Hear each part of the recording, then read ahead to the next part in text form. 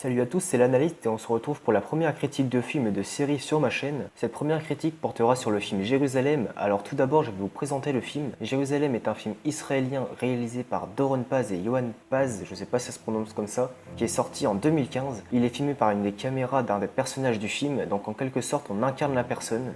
Ce film parle de deux personnes, Rachel et Sarah, qui portent la caméra, une sorte de lunette, et à qui on parle par exemple comme Siri sur iPhone. Les deux filles dans l'avion rencontrent un garçon qui s'appelle Kevin et lorsqu'ils ont atterri, celui-ci demande aux filles de venir avec lui à Jérusalem avant de partir à Tel Aviv qui est la destination où elles devaient se rendre. Ils arrivent à Jérusalem et trouvent l'auberge. Ils rencontrent Omar, le fils du gérant. Des couples se forment, Sarah avec Kevin et Omar avec Rachel. Et un peu plus tard dans le film, Kevin a un comportement étrange car il s'intéresse à une vidéo qu'il a trouvée sur le dark web qui montre une créature étrange tuée par l'unification chrétienne, juive et musulmane. Il semble touché par une maladie appelée syndrome de Jérusalem. Alors il est enfermé dans une sorte d'hôpital psychiatrique avec tous ceux qui sont atteints. À la fin, seul Kevin survit alors que les deux filles sont transformées. Le père de Omar est tué et celui-ci s'est suicidé après sa mort. Tout d'abord, je tiens à dire que ce film est assez bien même s'il m'a beaucoup énervé, notamment cette Sarah. Lorsque tout le monde est prévenu par l'attaque des créatures, ils ont un temps pour sortir de la vieille ville qui est entourée par des murs et lorsqu'ils passent à côté de l'hôpital, elle ne peut s'empêcher de dire qu'il faut sauver Kevin alors qu'on s'en fout complètement.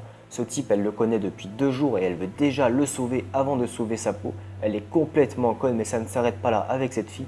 Dès qu'elle a trouvé les clés et échappé à une des créatures, elle essaye d'ouvrir la cellule de Kevin mais elle tremble trop et fait tomber les clés. Ça donne vraiment envie de la frapper cette Sarah, mais ça ne s'arrête toujours pas là. Avant d'aller dans les grottes, elle prend une épée mais ils sont attaqués. On assiste ensuite à une scène dans le noir et cette Mongole plante le père de Omar avec l'épée. C'est vraiment une débile. Elle tourne avec l'épée face à ce qu'elle ne voit pas, tant mieux qu'elle soit morte d'ailleurs.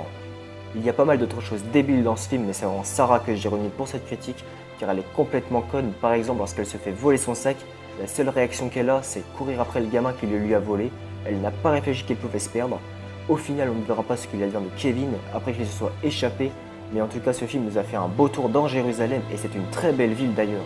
Et c'est déjà la fin de cette critique, j'ai simplement dit ce que je pensais de ce film tout au long de cette vidéo.